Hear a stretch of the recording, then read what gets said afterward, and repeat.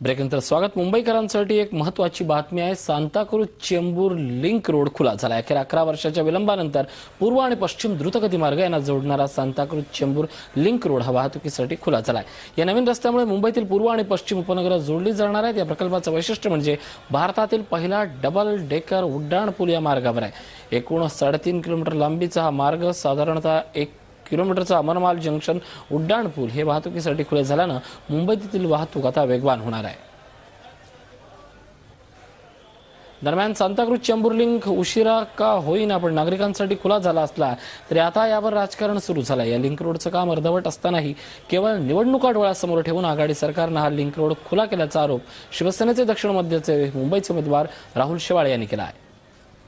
हा काँग्रेस राष्ट्रवादीचा डाव आहे. कुठेतरी लोकांना खुश करण्याच्या दृष्टिकोनातून त्यांनी हा रस्ता खुला केलेला आहे. त्या रस्त्याचं काम अर्धवट आहे आणि खऱ्या अर्थाने या रस्त्याच्या कामाला खूप उशीर झालेला आहे.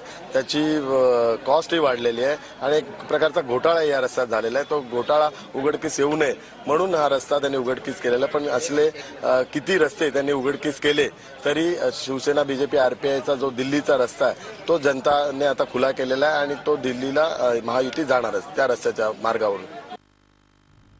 या बुलेटिनमध्ये इथंच थांबूयात. ताज्या बातम्यांसाठी पाहत राहा झी 24 तास. रहा एक पाऊल पुढे.